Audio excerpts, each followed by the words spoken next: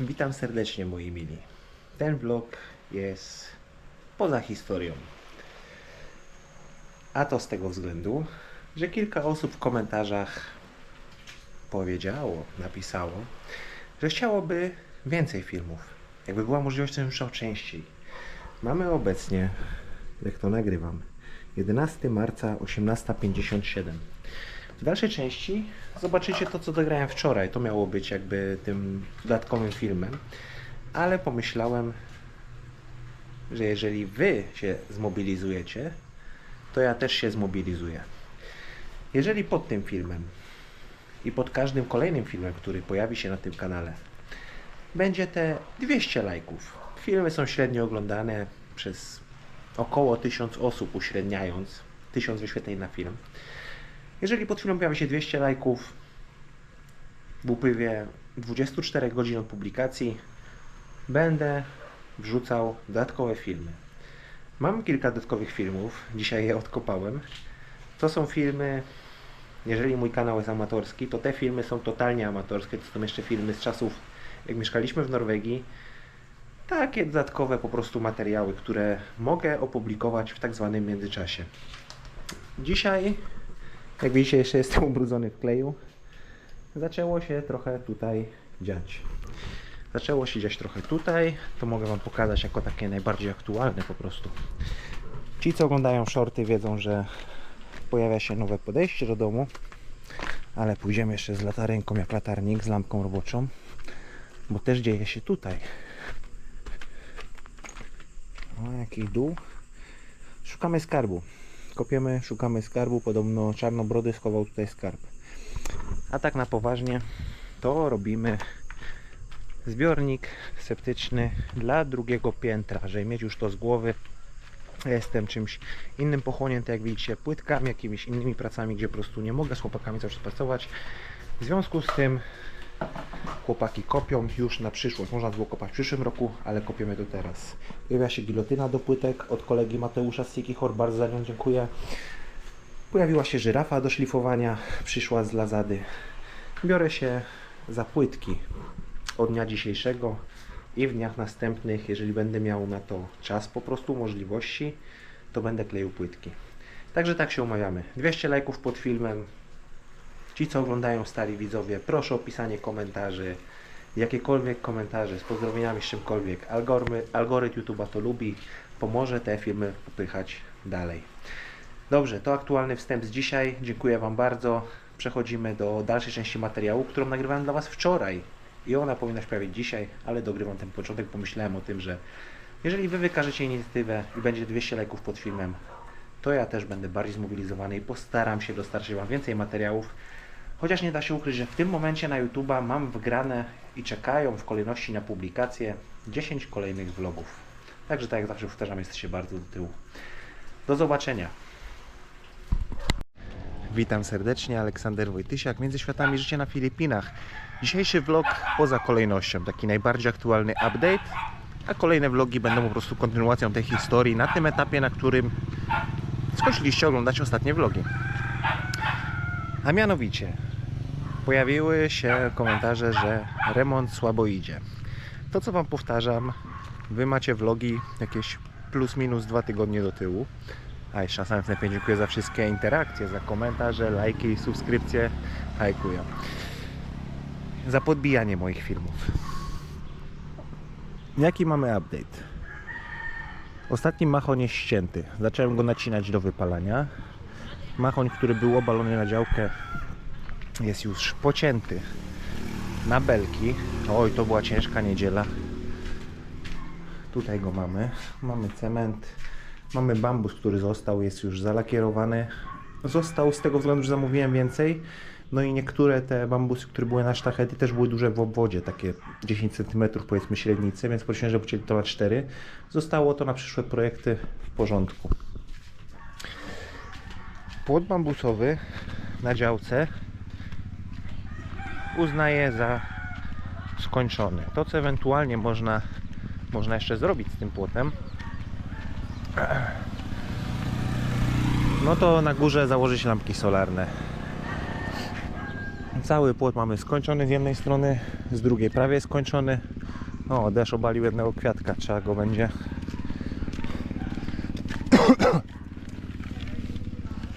trzeba go będzie czymś wesprzeć za chwilę. Za chwilę to zrobię.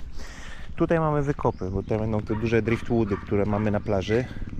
Jako taki portal, jako brama wjazdowa. Mamy podjazd w nowym miejscu.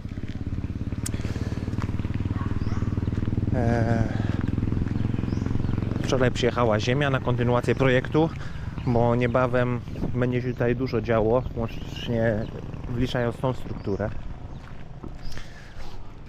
Tutaj chłopaki wzięli kilka tam nasadzeń przed płotem. Sporo dzieje się też tutaj. A mianowicie doszliśmy do wniosku z małżonką, że nie ma co czekać, wykopiemy tutaj kolejny septic tank z myślą już o drugim piętrze, o kuchni, toalecie, cokolwiek tam będzie na drugim piętrze, żeby był oddzielny zbiornik, żeby wszystko nie było podpięte pod zbiornik pod domem. Tutaj musiałem wypalić korzeń, zapomniałem o nim, że w zeszłym roku nie było on wypalony do końca, tylko był pod poziom gruntu. Trochę okopciło ścianę, ona jeszcze nie jest szlifowana, jeszcze nie jest malowana, też w porządku. Stoi nowa pompa do wody, jeszcze nie podpięta. Na razie myślę, czy to będzie dla niej optymalne miejsce. Tutaj będzie duże zdaszenie w przyszłości, tak jak na drugim piętrze, także byłoby w porządku. Water tank ustawiłem w miejscu docelowym, na platformie, na której był przewidziany, tak jak widzicie. Platformę zrobiłem za dużą, właśnie żeby było miejsce na pompę. No i jak widzicie, water tank jest napełniony wodą. No bo też tymczasowo ogarnąłem kwestię hydrauliki z zewnątrz. Znaczy tymczasowo, to już tak będzie. Jest jeden wąż zasilający z darmową wodą, jest założony trójnik, jest założony zawór, który w tym momencie zasila dom i zawór do water tanka. Napełnienie tego 1500 litrów tutaj zajęło kilka godzin w nocy, nie wiem, rano był przelany, bo jeszcze nie założyłem zaworu, który odcina dopływ wody z rury. Mam taki zawór, który w przyszłości będzie po prostu tutaj założony docelowo. Widzicie otwór w ścianie. Zaczynam z hydrauliką w łazience, z podłączeniami hydrauliki w łazience. To by było na tyle. A na górze taka złamana belka, bo jeszcze bez podparcia, ale tymczasowy dach zaczynam robić na kuchni, konstrukcję tymczasowego dachu. To będzie taki dach, przewiduję, że na rok czasu, chyba że coś się zmieni, to będzie po prostu na dłużej. Porobiłem w środku w domu, Ernestin jeszcze śpi. Porobiłem w środku w domu część elektryki na gotowo. Poskracałem kable, które wystawały z puszek, pomontowałem niektóre kontakty, bo też przyszły złączki, żeby to porobić i te pudełka takie rozdzielnie, w których się właśnie łączy różne kable, które będą gdzieś tam pod sufitem, to też to przyszło. Także taki mamy progres. Dzisiaj jest zimno, chłodno jak na Filipiny, w nocy bez żadnego wiatraka, bez niczego. Jest pogoda taka od wczoraj, trochę deszczowo wczoraj było. Wczoraj pracowaliśmy pół dnia z chłopakami. Dzisiaj myślę, że cały dzień da radę, jeżeli nagle nie przyjdzie jakiś deszcz. Z racji tego, że jest chłodno, że nie ma słońca, to w dniu dzisiejszym kontynuowany jest ten seawall, ten mur morski, który układamy. Ze względu na to po prostu, że da się tam pracować w optymalnych warunkach. Update też do sytuacji tej zapalnej, jeżeli chodzi o drogę dojazdową dla tych ludzi z tego zielonego domu tam.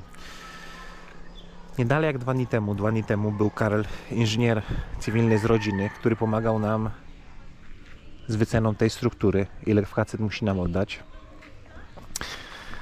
Bo właściciele resortu już poszli na jakąś tam ugodę, że po prostu trzeba wziąć inżyniera, wytyczyć na mapie, gdzie ta droga miałaby być, klepnąć to, podpisać i dać im możliwość zrobienia tej drogi tam z tyłu, bo jeszcze ostatnia część płotu nie jest otwarta, żeby tej sytuacji zapalnej nie było, chociaż leży tam przygotowane wszystko, sztachety i wszystko jest już polakierowane, zaimpregnowane, że po prostu do założenia. To jest chwila, moment, płot będzie całkowicie skończony. Ale na ten moment jeszcze papierowo trzeba po prostu uwzględnić tą drogę nową na mapie, dać im tą możliwość wjazdu tym motorkiem. I miejmy nadzieję, że ten zapalny temat będzie rozwiązany. Zobaczymy, co będzie się działo. To już taki komentarz odnośnie tego, co się dzieje na świecie. Wczoraj paliwo na Filipinach było po 78 peso za litr. Wiadomo, paliwo drożeje wszędzie przez to, co się dzieje na Bliskim Wschodzie. Są tam niszczone różne instalacje, które są wykorzystywane do przetwarzania ropy, do wysyłki ropy i tak dalej. Zobaczymy, w jakim to pójdzie kierunku, bo jeżeli ropa bardzo podrożeje, to wiadomo, dostaną po dupie wszyscy, zarówno na Filipinach, jak i w Norwegii, jak i w Europie, po prostu wszędzie. Wyższe koszty produkcji żywności, bo to nie o samą ropę chodzi, ale też o nawozy. Wyższe koszty transportu. Jeżeli sytuacja pójdzie w takim kierunku, że po prostu będzie wszystko drożało, domniemam, że bańka może po prostu pęknąć. Nieruchomości mogą zacząć tanieć, bo ludzie nie będą mieli pieniędzy, będą chcieli sprzedać to, co mają na przeżycie. Będą chcieli sprzedać po aktualnej cenie, jednak taki jest rynek. Jak będzie za dużo ofert sprzedaży z wysoką ceną, w końcu ktoś zacznie te ceny obniżać.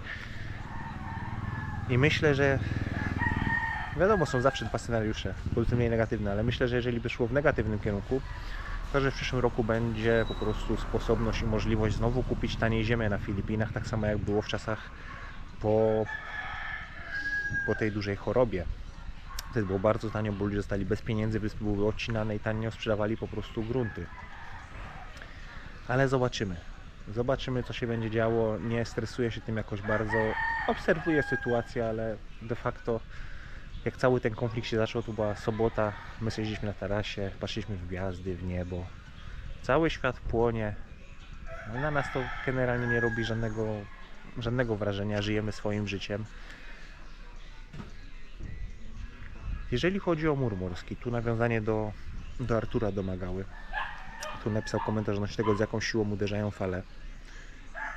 Ciężko jest to policzyć, bo to co niszczy ten żywioł, jeżeli chodzi o sztorm, to nie jest sama fala. Fala uderza, ale to, co niszczy, to jest ta cofka z fali. Jak ta woda wraca z powrotem do morza i ona wymywa różne rzeczy. Z tego tytułu po prostu została użyta ta geowłóknina, żeby ustabilizować grunt pod tymi kamieniami, które narzucamy.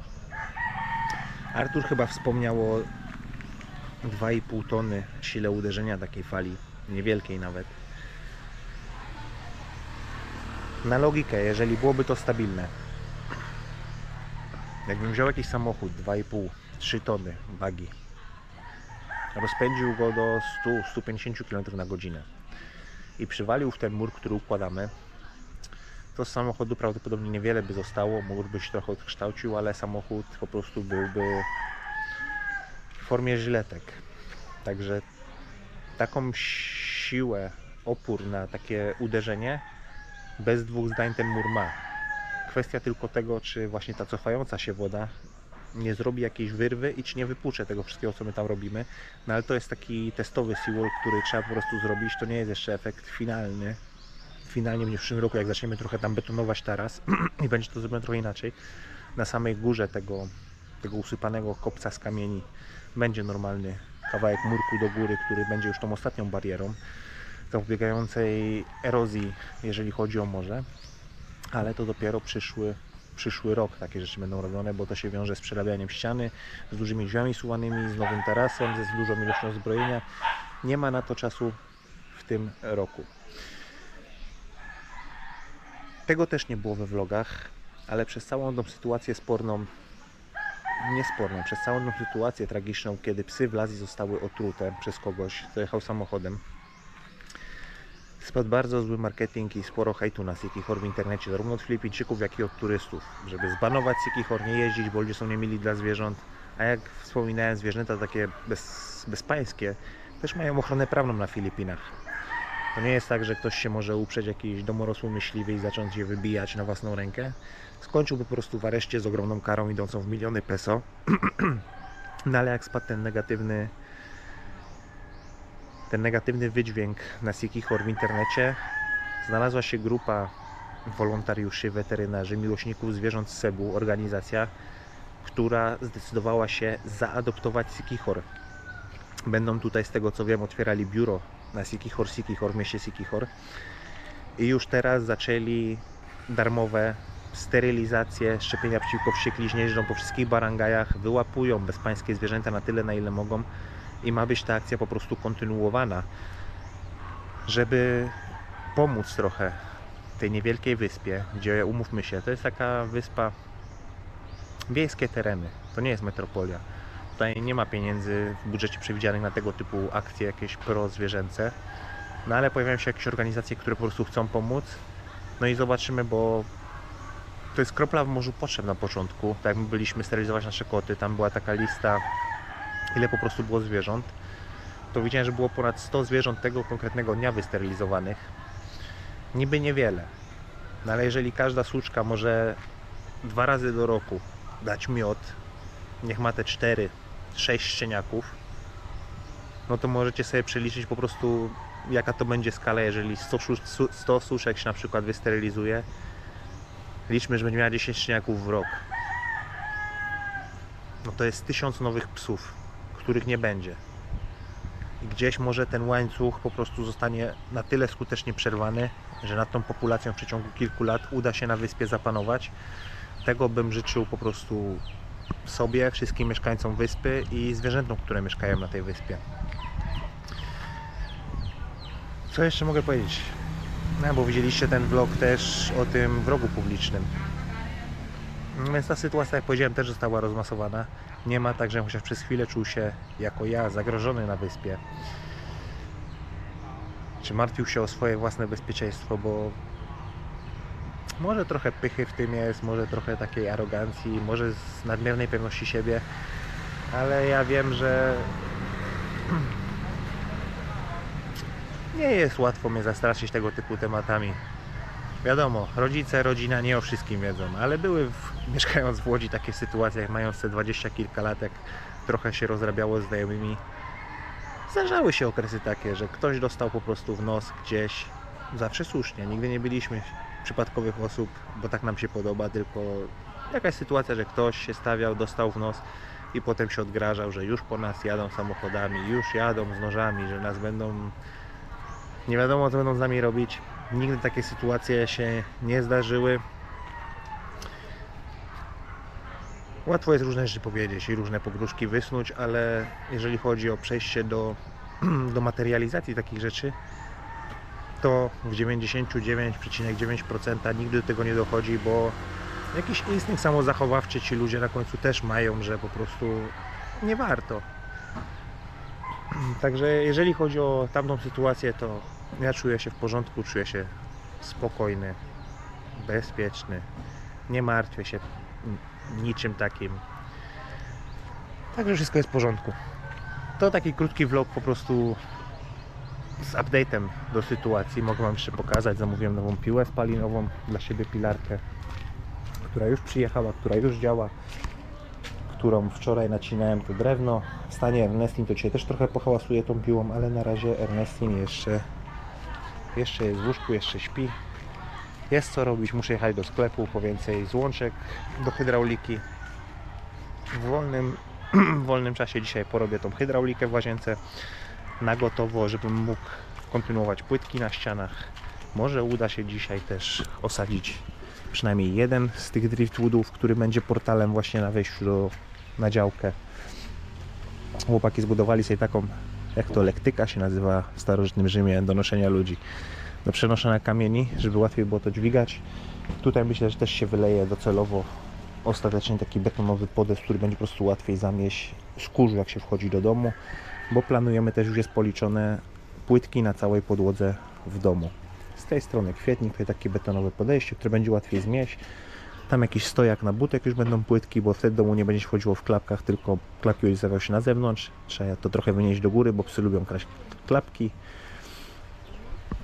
Także będzie się działo. Są też zamówione okna, powiedziałbym, że zamówieni fachowcy, którzy mają przyjechać i pomierzyć otwory, żeby były 2 nowe okna w kuchni z innym systemem otwierania, bo Ernestin nie chce mieć takich okien przesuwnych.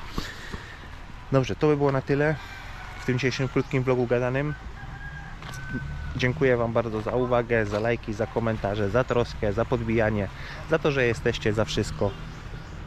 Jeszcze to drzewo muszę może powycinać, jak zacznę się bawić z piłą. Zobaczymy, co po prostu przyniesie dzień i jak daleko dzisiaj zajdziemy z różnymi rzeczami, bo robimy różne rzeczy. Dzisiaj jest, mówię, taka pogoda, że tego słońca nie ma. Można ten seawall kontynuować bez dużych strat energii, po prostu, że słońce Cię nie zabija, nie pali, że da się pracować, bo w pełnym słońcu to jest maksymalnie pół godziny pracy, trzeba sobie zrobić chwilę przerwy, zimna woda z lodem, odpoczynek, nic tak nie męczy jak po prostu praca w słońcu. Pozdrawiam Was serdecznie, Aleksander Wojtysiak, Między Światami, życie na Filipinach. No i następne vlogi będą już kontynuacją całej tej naszej historii, tego serialu. Zapraszam do oglądania.